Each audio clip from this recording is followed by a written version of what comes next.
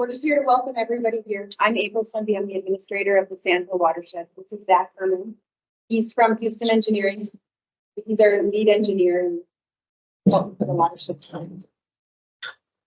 We do have 3 board managers here. So we have Sean Benson, Clayton Bartz, and Don Andrew. Yep. So this is considered a regular meeting of the watershed, Sandhill River Watershed District. Good meeting of the forum. Fire people them all, but Clayton's over by the McIntosh area, Sean's in Neilsville, and then Don lives in Union Lake, but kind of has the land area right adjacent. Things are on this neighborhood. Yeah, so you probably all know them. Project 17, I'm just going to pass it on to Zach a little bit now to kind of go over the history of where it started and where we're at, and then we'll just kind of go back and forth.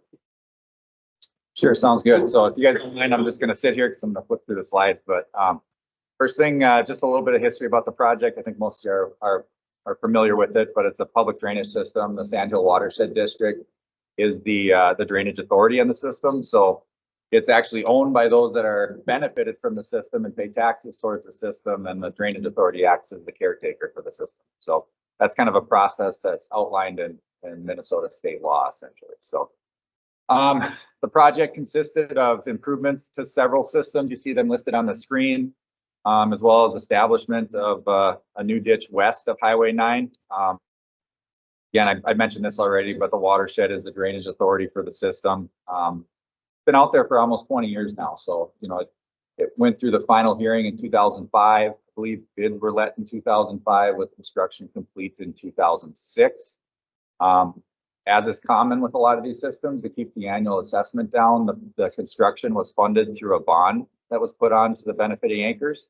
That was fully paid off in 2016. So the project, the implementation piece is fully paid off.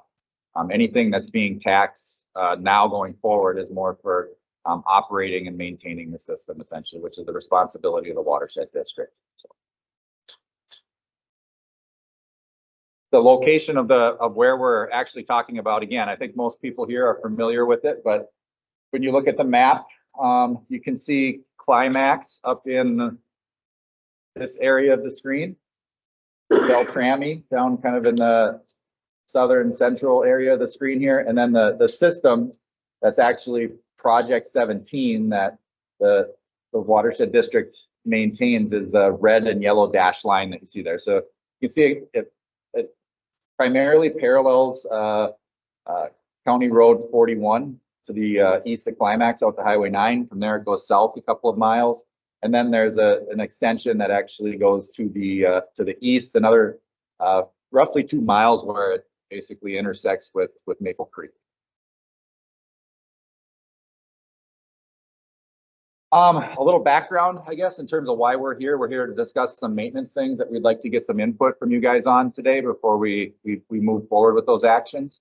The reason that we're here is the watershed district. I hit on this a little bit, but as it's spelled out in state statute, I've highlighted kind of the main things here. The drainage authority shall maintain the drainage system that is located in its jurisdiction. So in this case, the Project 17 system is within the Sandhill Watershed District, and the watershed serves as the drainage authority for that system. So it gets a little confusing for some of you out there, maybe, because we do have watershed ditches and we also have county ditches. If it were a county ditch, it would actually be administered through Polk County. In this case, it's a watershed ditch, so it's administered through the watershed district. And then ultimately, it's the responsibility of the drainage authority, that second highlighted passage, to provide the repairs necessary to make the drainage system efficient. So, you know, the project was implemented and put in, and the intent is to provide drainage benefits to the benefiting landowners for the system. And the responsibility of the drainage authority is to act as that caretaker to ensure that those benefits are provided. Now, that doesn't necessarily mean that the system is going to look exactly the way it was put in all the time. Largely, it's more from a hydraulic adequacy to ensure that drainage is still attained consistent with when the project was initially built. So What do you mean by it just may not look the same? Well, you know, in some cases, from a you may have deficiencies within the system that you want to take care of. and the Drainage Authority may elect to do that because it has potential to adversely affect the drainage into the future. But there may be things in the system that don't necessarily affect the benefit that the system's intended to provide. So, you know, if you have, you know, a section of channel that's deeper than, you know, that's is quite a bit deeper than what's needed for the drainage benefits, let's say. If there's plugging and that's not influencing drainage anywhere else, there comes into question, should that be maintained to provide the benefits essentially? So the focus of maintenance is to ensure the benefits stay provided by the system essentially. So, and a lot of times we try and be proactive, you know, if we see sloughing or things like that, to go fix those issues, because if we don't fix them now, when they do become an issue for the drainage benefits, they'll be much more costly to go out there and fix. Yep. So as part of our role as the Drainage Authority, we try and be as proactive as we can in identifying issues out there. April and I conduct an annual inspection of all the drainage systems within the watershed district. We try and time it for the springtime, for sure at some point over the summer. There's a lot of miles of drainage system, and you know, there's things that we just miss, quite frankly, and we really rely on people bringing things forward as well to identify issues. But we try and do as best we can to identify what's out there, and you know, at a minimum, document what's out there. If it's urgent, we take action immediately. Or in this case, this is something that we've been noticing for the past several years, and we wanted to get some input from you all as landowners before we take action on it. So you see a few things highlighted on the screen here. I would say the larger issues. There's obviously small things that we fix here and there, like pipes that maybe get damaged or things like that. But kind of, if I had to lump three of the larger issues, is erosion at the outlet. So just to the east of town here, where it kind of goes off of Polk 41 to the south. You know, within that channel, we've seen a lot of bank sloughing and erosion. That's one area that we've been keeping an eye on. All along Polk 41, it sure appears that there's getting to be more and more sediment building up within the channel along Polk County 41. That's really what we'll get into in a little bit here. And then also the bank sloughing west of Highway 9. So those of you familiar with that area, if you turn onto Polk 41 at Highway 9 and go west, well, it's probably within 500-600 feet to the intersection with the railroad tracks, I would guess. And you look to the south, there's a bank slough that's really been present there since the ditch was initially established. We haven't taken action to fix that yet, but I'll get into that in this next slide as to why. So first, I'm just going to hit on those two, the erosion at the outlet and the bank sloughing west of Highway 9. So recognizing there's a large kind of sedimentation water quality benefit there. One advantage of the watershed district serving as the ditch authority for the system is we kind of have a lens into these outside funding sources to address some of these issues. So like at the outlet of the project where it goes south off of Polk County 41, we were successful about 2 years ago in securing a grant to do some work within the channel there through the state of Minnesota. And we applied for the grant more so under the guise of clean water for the Sandhill River, which is immediately downstream of it, knowing that fixing that is also going to solve a lot of kind of ditch system issues as well. So we secured that grant. That grant would go and put rock stabilization structures in, or essentially kind of speed bumps to make sure that the water, you know, can't continually erode the bottom of the channel. We secured a grant for that. That'll cover about 80% of the project costs.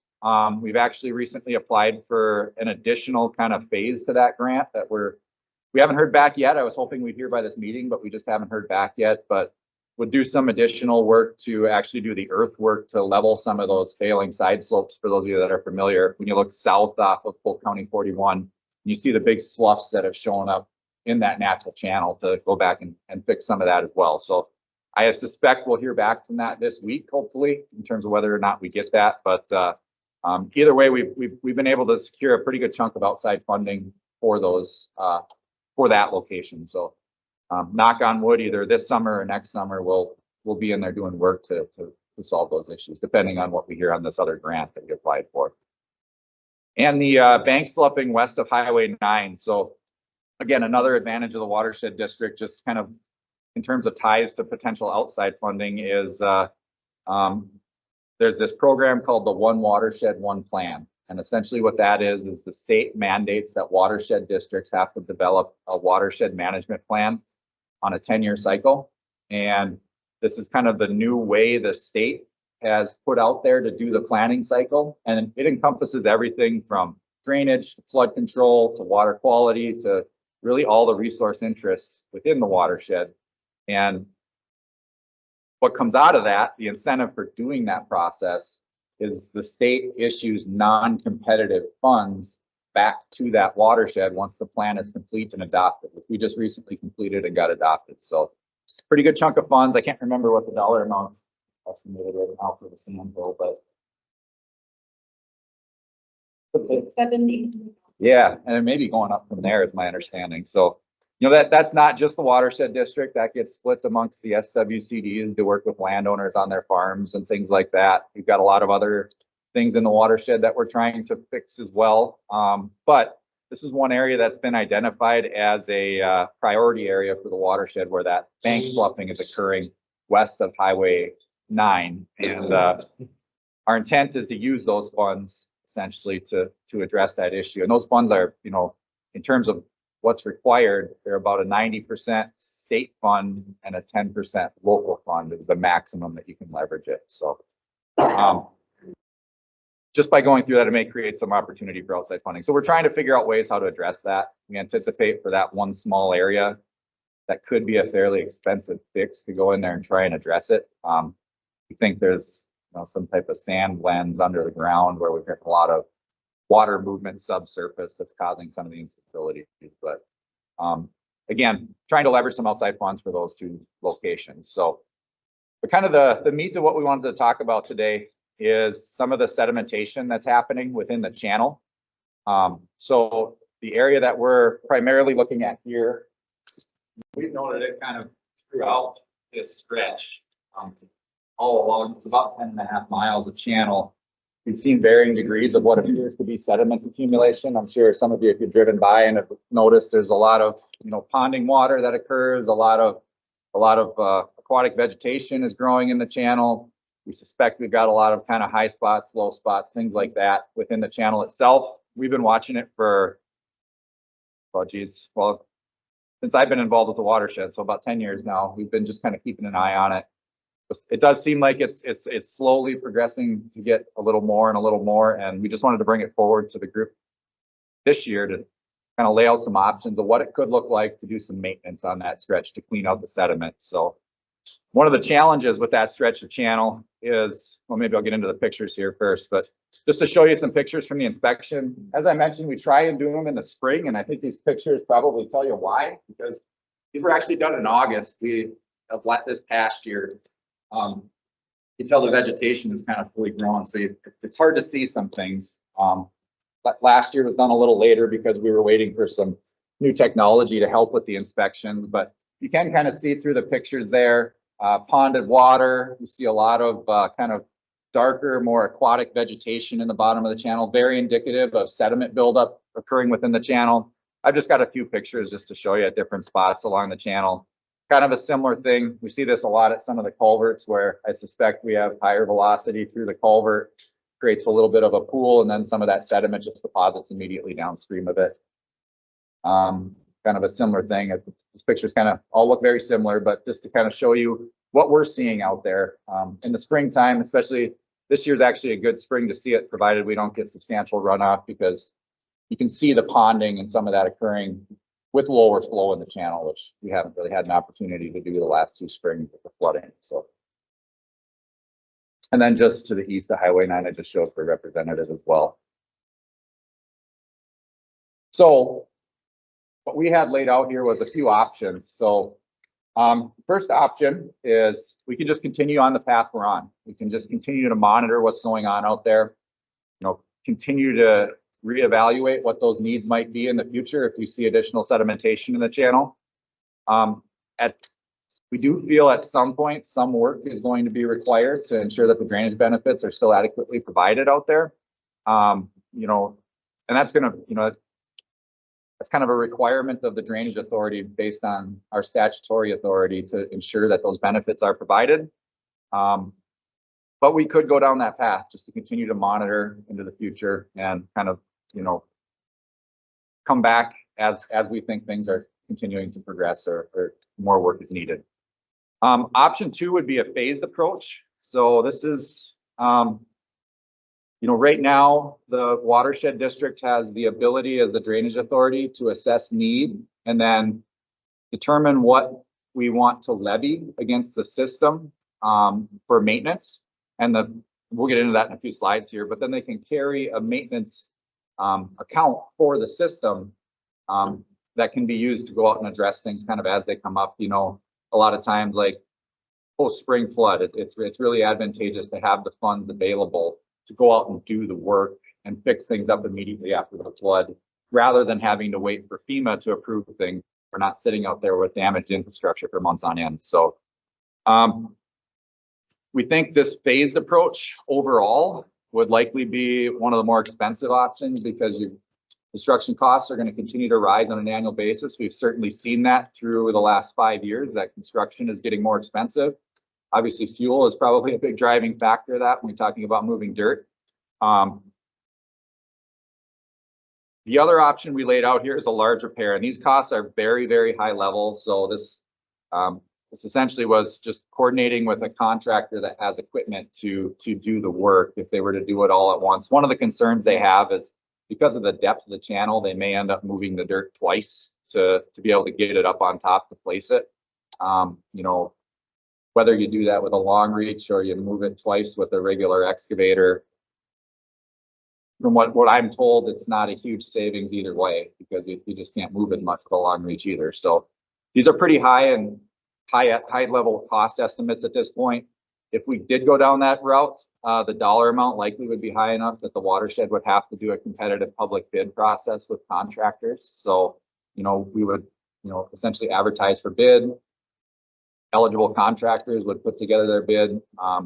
We'd open it and then we'd award the lowest qualifying bidder. So that's what would actually dictate what the costs are that are assessed back to the system. But just for rough budgetary numbers, wanted to present that it's more than kind of the standard ditch cleaning. So there are some advantages. Obviously, we can do the work all in one season. So all the disturbance along that channel would occur within one season, ideally. There's a lot of upfront costs is probably the downside, right? It's an expensive cost to do all at once. Albeit long term, we think it could be cheaper because we're doing it all under one contract. We're trying to do things sooner before inflation really kicks in. But I would say one of the challenges is, our intent wouldn't be to assess. I can't speak for the watershed, but my understanding is the intent wouldn't be to assess this full dollar amount in 1 year. It would actually be put onto the system and it would be paid back kind of slowly over time.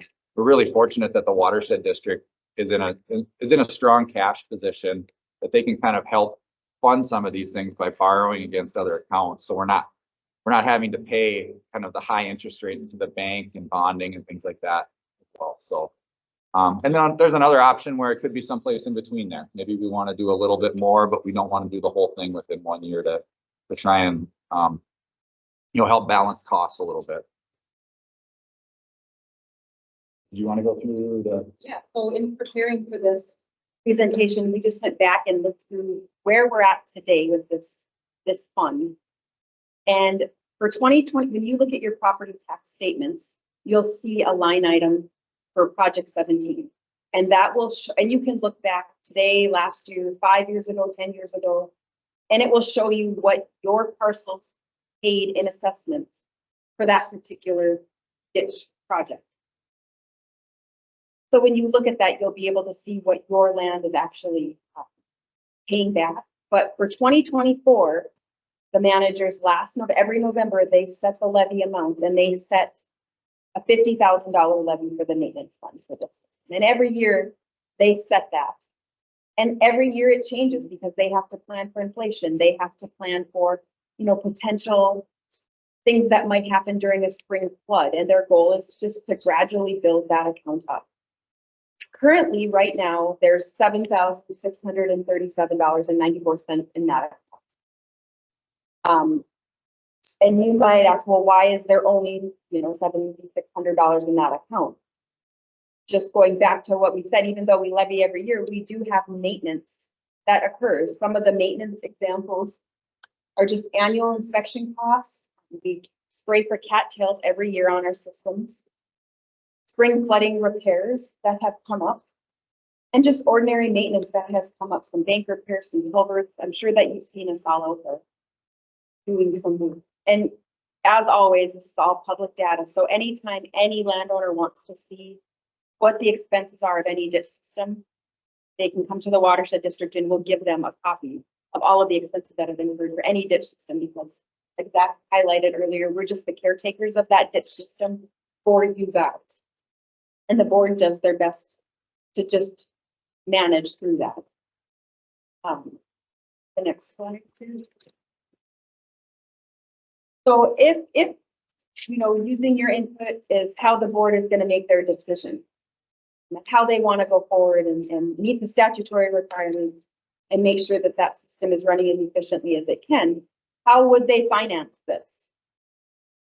Like we said, the Drainage Authority can levy for taxes for maintenance, which we do. There are requirements. The maintenance account cannot exceed 20% of the benefits. That's the dollar amount for Project 17. As you can tell, we're nowhere near that, but that's where we have to balance that and ensure that we're not going over that dollar amount. We do generally, and in the past, I've always tried to keep the annual assessments consistent. We don't want any large peaks for it. When they increase the levy for maintenance, they do it on a gradual slope, just to try to build that fund up. Depending on what option is selected, we can borrow from other accounts. So let's just say that you guys, with input and the board decides to go forward with, let's just get this all done. And then we don't have to worry about it for another 20 years or whatever that looks like.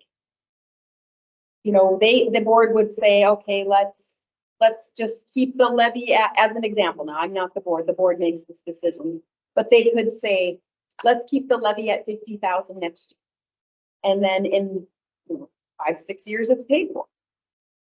So it doesn't mean that in 1 year, our board is going to expect this system to be assessed $400,000 in 1 year. They do have a general principle to try to keep it consistent and gradual. Yeah. So just to kind of talk through a little bit, when we talk about, we're talking total dollar amounts that would be assessed to a system.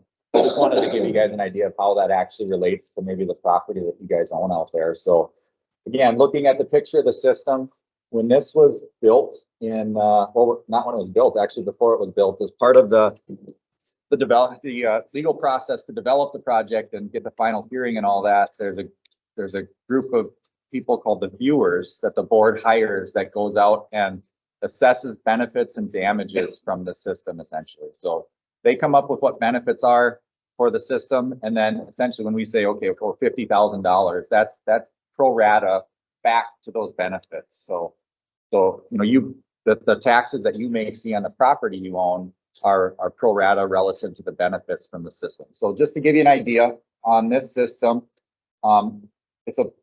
I apologize for the small text there, but it's a fairly large assessment area. Can't remember the exact acreage on this one. I can look that up here in just a second, but to give you an idea, they assess benefits. They generally tend to lump benefits together. So when you look at this system, these different colors correlate to a different benefit rate per acre. So the red area is $150 per acre is the total benefit that the viewers apply. By contrast, when you go to the south, you have this kind of teal color and this blue color. Those correlate to 75 and 50 or $50 per acre, respectively. You see this large orange area to the east of Highway 9, that's $125. And then you see there's additional benefit assessed further to the east from there. One thing to note too is, as a drainage authority, you see this overlapping some of the state-owned land out there. The Drainage Authority does have the ability to tax the state-owned land for drainage benefits. So those acres are receiving a benefit and being taxed accordingly for receiving waters. But So the way this works is essentially, so when we say $50,000 is assessed, all of that is then put back into these different benefit rates pro rata. Okay, so like, for example, let's say you have a quarter that fully resides in the highest benefit, okay, the $150 per acre. You have a quarter of land and $150 per acre benefit rate. That means the cost, or the assessed cost, is going to be about $1.25 an acre. Okay. So if you have a quarter, take that times 160 acres, the tax for that year would be just under $200 essentially. That would be tax on that quarter of land.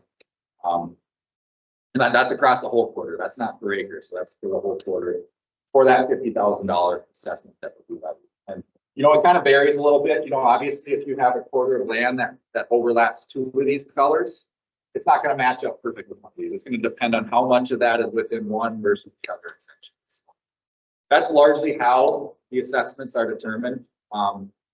So we just want to kind of show that out there because we talked $50,000, $400,000. Those are big numbers, but we wanted to make sure you had that in the context of what it means for maybe taxes on your individual property. So just to clarify then, Dan. Yep. If, let's just pick on section 24.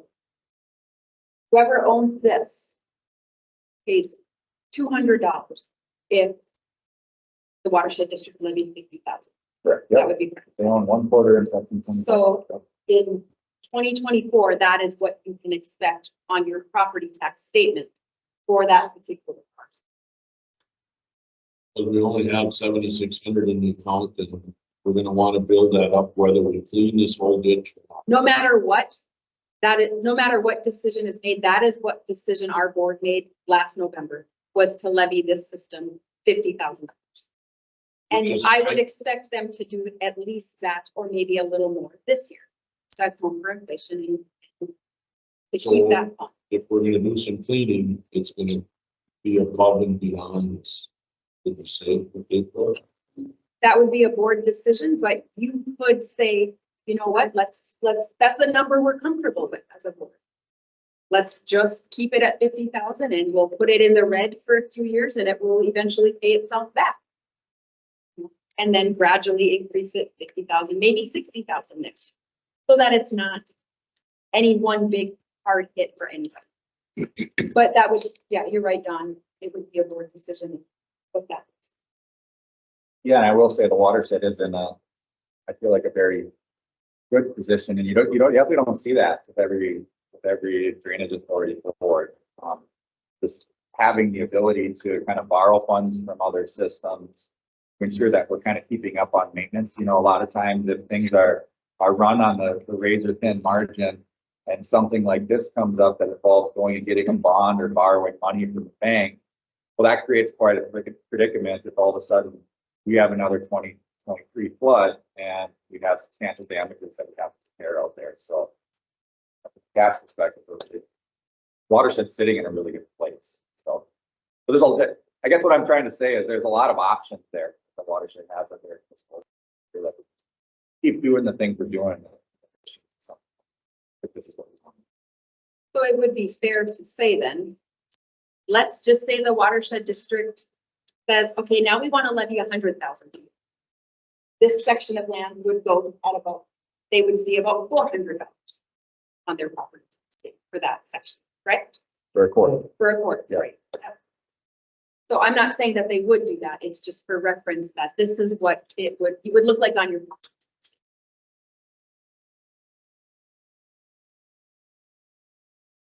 So, you know, we're going to open it up for comments here, but one thing we did want to point out, did everybody get a copy? There should be a presentation that's stapled and then also like a one-page comment form.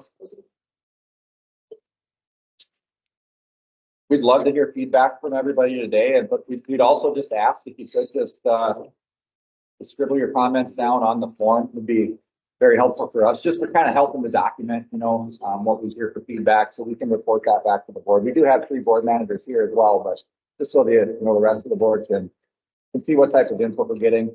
We did put April 12th on there as a tentative deadline. The sooner the better, actually. We do have a watershed board meeting on, I think it's the 4th of April, but recognizing that that could be a quick turnaround in case, you know, people are coordinating with other landowners or renters or things like that as well. So we did want to give it at least enough time to look at this.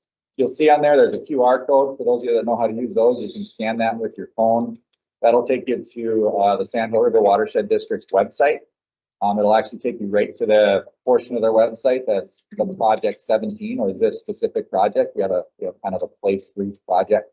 And after the meeting, we'll post this presentation online. So, you know, if you want to go back and reference it, or if you want to forward the information to another landlord or whatever the case may be, you can by all means certainly do that. And we have plenty of forms here as well. So if you're here representing multiple people, don't be shy about taking them. I think I printed 40 of them, so killed a few trees, I guess, today. But yeah, with that, we can open it up to your guys' thoughts, your comments. Again, we're here to get feedback from you guys. So yeah. Access on. Yes, Yeah. I'll let it. yes. If there are, if it's in a deficit, then that will pay interest to the watershed districts, you know, larger amount. But if you're in the positive, you gain interest. So, and that's based on, if we take an average of what our investments are every year, and there's a formula that calibrates that, and whatever the average interest is that we receive as a watershed district is what we would receive. And vice versa, that's what you pay if you're in the red. So it would change every year, depending on what. I think our staff have it. We do, we just invested, and right now we got 5.1%. So we did quite well.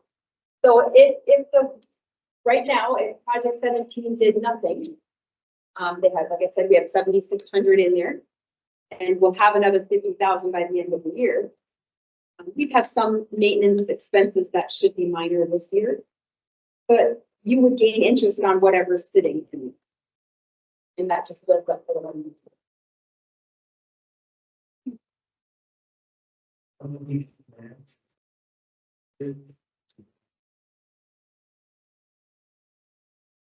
Yeah, so like with the state funds, a lot of that comes through the Minnesota Board of Soil and Water Resources. We've been successful with grants here recently. Most all of them have some type of local component, not 100%. So, you know, like a lot of the competitive grants historically have been, it shakes out to be about 80% state, 20% local. So it's a pretty, you know, it's worth our time, I guess, to try and find some of these grant funds. Now, ditch clean out, something like this, finding something that qualifies at a state level would be pretty difficult for this type of work. We're trying to leverage it where we can with things like trying to reach as far as we can with slope stability and things like that. So, but yeah, it's pretty lucrative. And then the One Watershed, One Plan implementation funds, there's a committee that will meet annually to allocate funds to that project. And I believe the state requires it's a 10% local. Actually, I think we can leverage all of it. Oh, okay. It'll be at the. We could, I think it's good practice to always have, you know, local buy-in, and I think our committee is going to try to recommend that. At least, one other thing to note too, on the grant that we have on the outlet, the local share is not coming out of the assessed dollars. We have another pot of money set aside for clean water. That, so the two projects that we talked about earlier, that we do have potential grant funding for, and then we do have grant funding for, the local share isn't going to come out of that maintenance.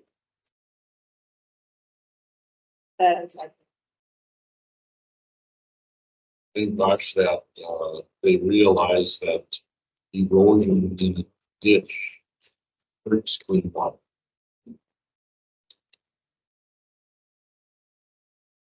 So Zach, can I put you on the spot? Sure. I do quite often anyway. From your assessment, how long could we go without doing nothing before it's bad? Of course, we got inflation, but things deteriorate. border shape they're in, it has to be material.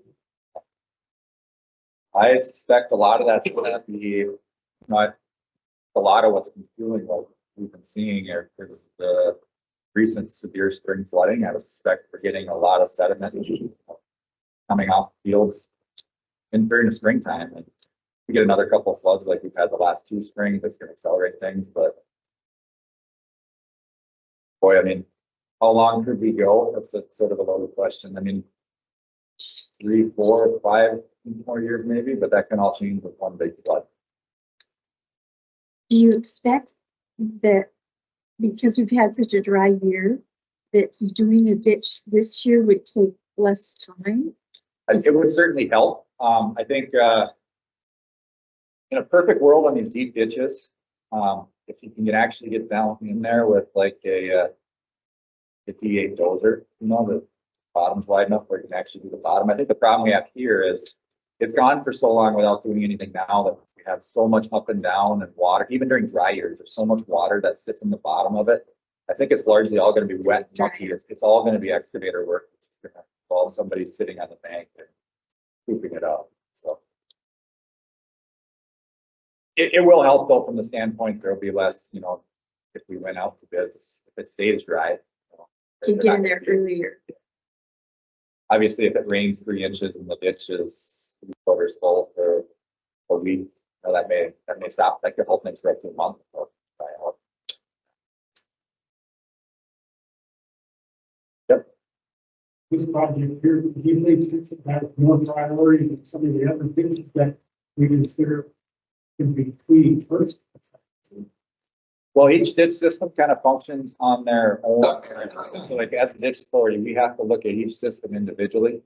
If there's other ditch systems out there that are under the watershed's care, and we'd be more than happy to hear those comments about those systems, if there's things we need to take a look at for inspection this spring and prioritize cleaning out other systems.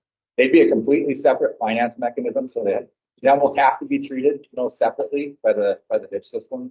The funds don't overlap, I guess is what I'm trying to say, in terms of the accounts. So, With which, yeah, south of section 26.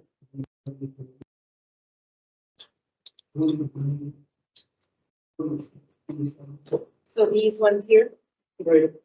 those are county ditch systems. So the county manages those.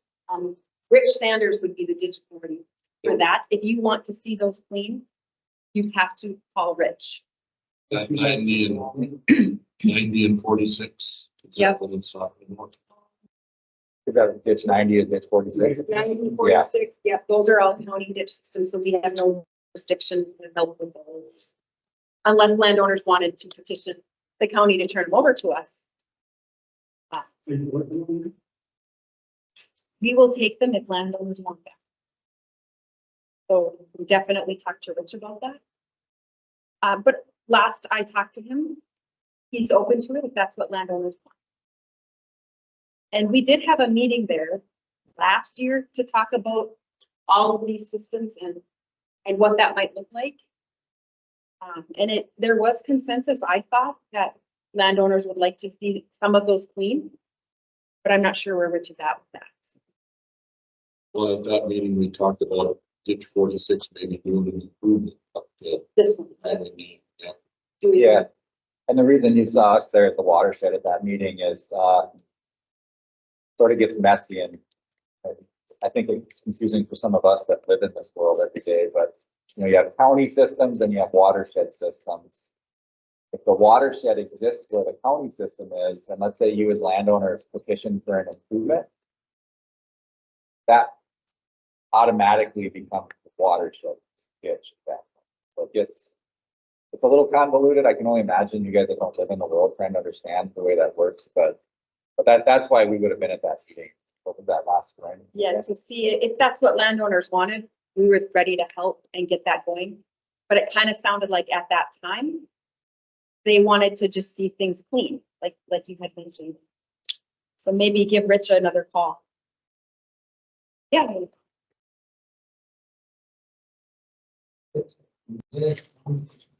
You're over here, aren't you? right here. That's not even, like, then, we want to plan.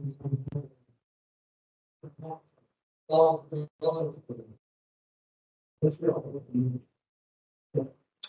But we, I'm just, when you know the story, these MCs will solve.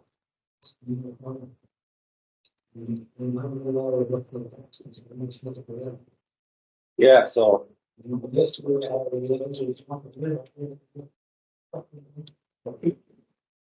So you aren't charged anymore for the construction of the project. The only thing that you'll see on your property tax, which is nothing new, you've seen that for the last, well, 10 years, maintenance for this project, but not the implementation or construction of any more. That's paid for since 20. That's what it used to be in the village. More long than I would be literally really fast. where are they at?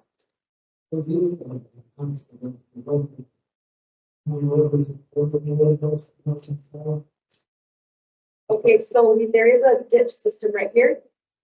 This one, that takes the water straight to the sand hill. You're talking about. On the west side of the road, they put themselves up a building. Both what you're talking about, right?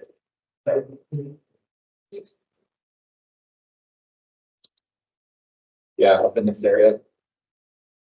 Well, in terms of assessing,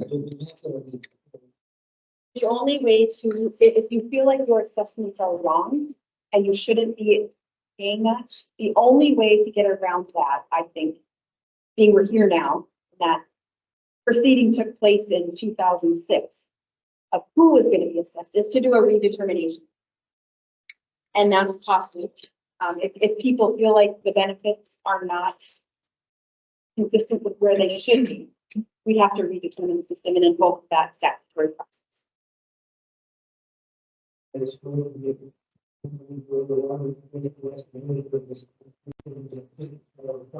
Yeah.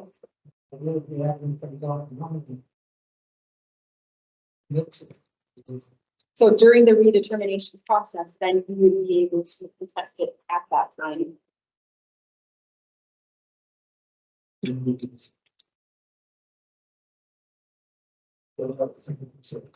Yeah.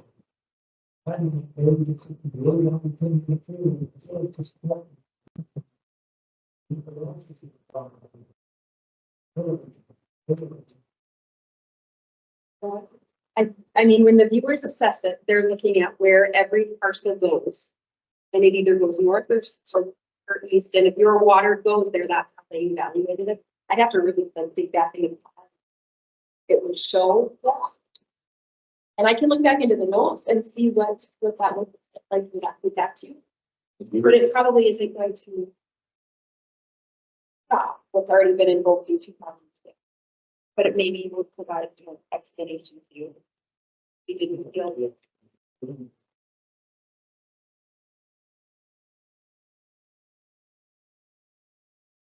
So if I'm looking at this right, Zach, it looks like Maple River goes south a little bit and then it heads back up north.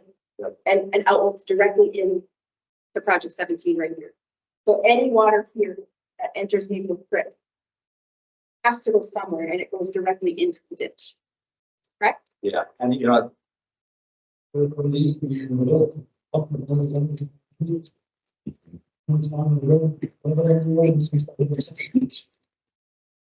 On right here.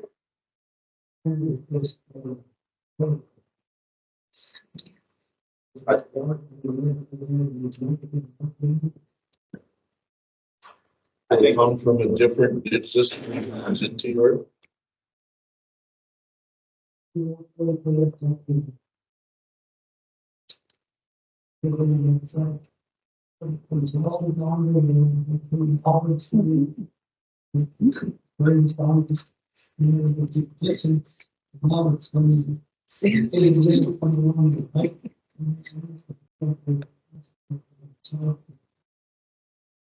You're saying these people up here drain onto you? These people up here drain onto you is what you're saying? onto Maple. So this is their drainage that we're using this. That's gonna be the assess. Road. Across 44. On the center. Well, all of these people in color are assessed. All of these people that have a color are assessed to use this system. So which neighbor? Okay. Okay. Oh, well, everybody that has a color associated on this map is assessed to this system. If it's not, if it's in the green, the non-colored area, they are not assessed or viewed as draining into that system. Well,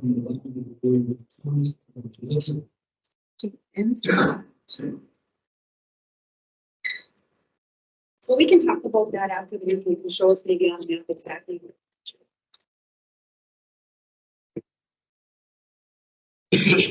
Are there other questions or any other input that you guys see? What, maybe I could just ask the question and somebody be willing to volunteer. What do you guys see out there when you drive by? Do you see a need for cleaning at this time? I'm not looking at you, Elliot, but I'm looking at you. You're right on the system, you know. So I would be in the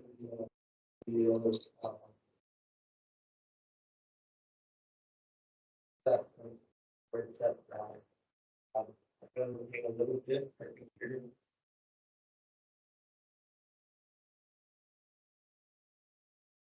Either way, right? So that you're taking the stuff on it. Hopefully you don't have a lot. You know, if you don't do anything, you don't eventually. So you like a phased out approach. Either way, the funding for you guys is going to be phased out. So financially, it's going to be the same way. It would just be the convenience of having it all done in 1 year and being done with it, or having a contractor come up with a slow burn, you know, and take 5 years to clean it. Right? Okay.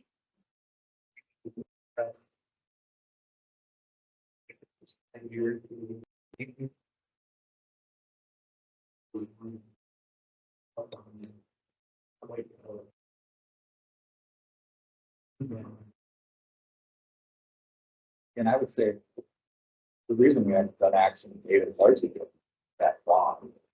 We've also dealt with just been some changes with the watershed. The bond went out in 2016. Before that, my recollection is the effort was bond is on those landowners. We don't want to put a lot of additional maintenance on it. So we didn't levy a lot of maintenance while you guys were still paying back the construction. Yeah, and we definitely did talk about that as a board. Do we do it on a phased out approach, or do we just do it all in 1 year so the landowners don't have construction people in their way when they're farming and we just get it all done? Get the buffer seeded and just have it all done in 1 year versus having, you know, do 2 miles a year or something like that. Because either way, you're still going to pay the same levy every year, regardless, as a landowner. Well, we wouldn't bond it. We would, I mean, I can't speak for the board, but that would be my recommendation to them, is that we just use our reserve account to pay for this amount. And then have the landowner slowly pay it back. The board is speaking. Do it all at once. They haven't had that discussion. Both options have been discussed. And that's why they asked me to have a landowner meeting to see, what do you guys want? What's most convenient for you guys? They're just the caretakers of the ditch. They have the statutory responsibility to ensure that the drainage is where it needs to be according to the construction plans. I think they're open to ideas. One thing I will say, expect to throw the last minute opinion on it, so I'll share it with you all. It's, you know, to do the phased approach, you may still want to consider doing something more than $50,000 a year. Largely just because this clean out is bigger than maybe like a typical ditch clean out, and to incentivize the type of contractors that have the equipment that could get in there and get this done efficiently. There may be value in trying to do a little bit less. You're saying if you do a phased out approach, don't have Maybe them it's- come in just for 30 grand, have them, Yeah, maybe if they're it's- gonna mobilize, they want to maybe do. you do 5 miles 1 year and then. Could be correct. Yeah, you're gonna pay a lot of money for mobilization. I imagine something like this. A couple excavators on site, gonna have a dozer on site to spread material. We're doing it in the summer. We're not gonna let them put it on the crops, so they'll have to come back again. Maybe some value there, just given the scope of the project, we want to do the phased approach more of the something in. Peggy has a question here. She said, is this the first time this has been a problem?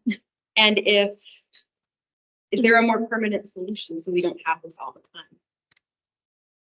Yeah, like through the ditch systems, we try and prevent these problems as much as we can. I think the more permanent solution, now that the bond is paid off, is use our funds to stay maybe up a little bit more on it than what we have in the past. But that being said, this system, we do put quite a bit of effort in and try and keep the sediment where, on the field. So along the system, I think almost every kind of lateral field drain that goes into the ditch has a culvert with a trap. What that does is when you get the big flood, it allows that water to kind of pond and be metered. So a lot of that sediment drops out and stays on the field essentially. So we try to through practices, we only have control with what we can do in the right way on that. We try and slow it down as much as we can, but fortunately cleaning systems like that is kind of a part of ongoing maintenance. One of the things I think that the board has done in the last 4 years has been really good for all of our systems is the helicopter comes and sprays for cattails. And I think that has reduced our maintenance significantly to keep up on that. And we're not doing as much. We did one big, he sprayed all of our systems, and now it's just touch up. He applies it when he does the county systems, and when he sees it, he zaps it. And I think that's been helpful, but maybe not. As long as they don't spray the stuff. I know that was the first year, and his system, that's what I heard. It was off just a very millimeter, and he was spraying the Approaches. He got chastised for it, I think, the county and the watershed board, and we did our best to mitigate that, but that's better now. Right? No, maybe? I haven't seen like that first year. He said he corrected the error of his paper. It was a technical difficulty mishap, I guess. How many models? Yeah. How many models? Oh, that's a very good question. So Did you say 12 months? it's about 11 miles from Climax to Highway 9, and then I suppose we have another 2, so 13, about 15 miles. And we're not looking at cleaning here or here at this point. Correct. It would just be from here to here is where we've noticed.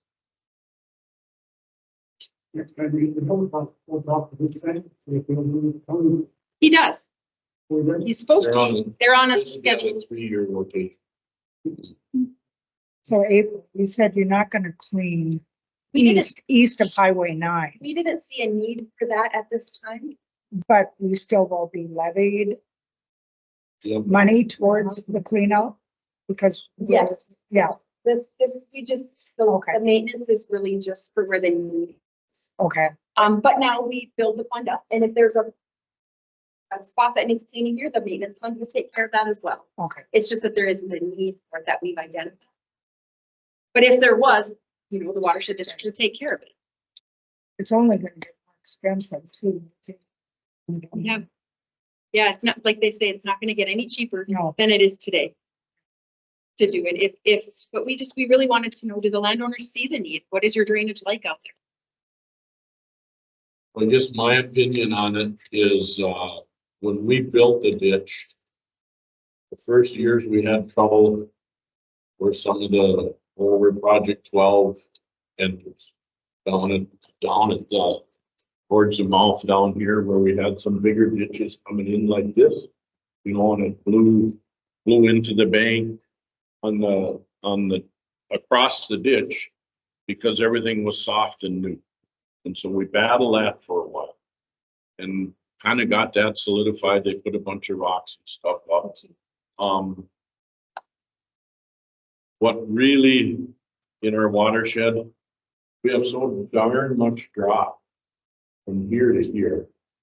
And so it's just like a funnel and then it gets flat out here. And so you have velocity of water and that's what really does your damage.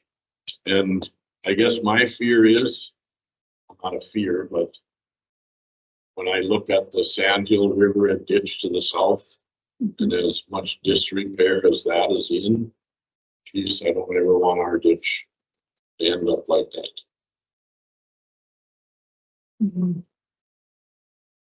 Correct me if I'm wrong.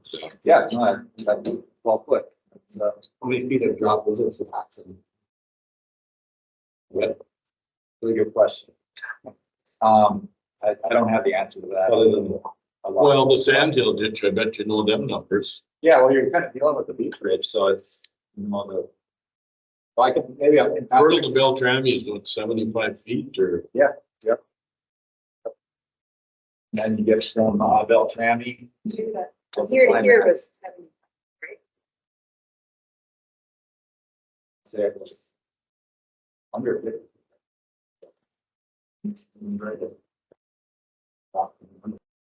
It's quite a bit less in terms of slope, and even the slope of the channel, I think this was designed at this is like a 0.03% slope, and you don't have to know what that means in terms of a fall per mile, but the reference, you know, on these upper reaches and some of these upper systems, they're about double that in slope, and a lot of that's because of the topography, and even with that steeper slope, we still have a lot of like rock drops, kind of safe.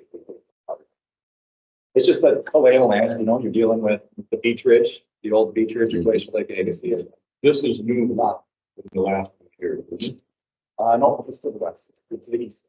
It's this piece right here. Oh, there we go. Okay. Did you have a question? Yeah.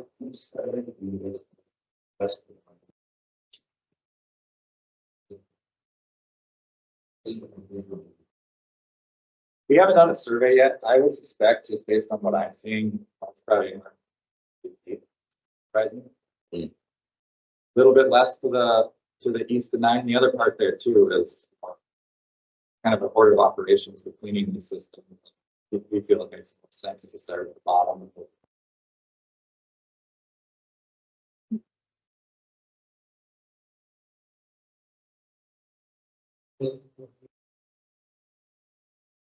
Yep. In fact, our goal would be to minimize disturbance. So the folks I've been talking to about folks be to use tractor side so to minimize disturbance. Try and we have good vegetation stand there. Want to be careful not to wreck that. We're picking it up. Oh, are you talking the field backflow? I'm sorry. Yeah, it would be that. It would be what's out there now, or even the flat. No. We could work with individual landowners. Something goes up. Well, if there's a dip here or there, but you're not gonna be able to wire. Correct. In general, what they'll do is, something like this, if we did it as one, I imagine the contractors would go out and they would likely want a good chunk of the summer to do the work, but there's a lot of miles there. Generally, they'll pile it up. The idea that they come back after harvest and then they just use it. We can maybe get those piles leveled at the same time, right on I-9 there. It doesn't always work that way, but I always try and either myself or whoever else be able to try and be in contact with the landowner to be about a mile ahead of it, just in case there's any like silver cross property. Within reason, obviously. all the other Oh, they just pile. all of these things. Understand. The phrase on years ago, using clean.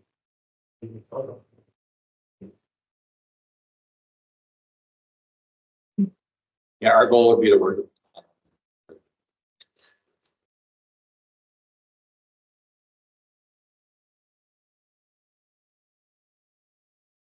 So if there's no other questions, I think just for reference, then we'll put this presentation online so you can go back. I'll put some meeting notes out there so everybody can read them and go from there. And then just follow along on our website. We post our minutes every single month, so you can kind of follow along with where we're at in the process. Always call. Our meetings are always public, so you're always welcome to attend. But definitely call and we'll try to go through that. And I think our board does a really good job at listening to everybody's concerns and actually addressing them.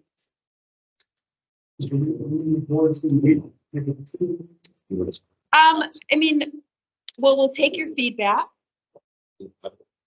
They could do it in May, or they might say for June, they might say, oh, let's wait a year, or let's take action.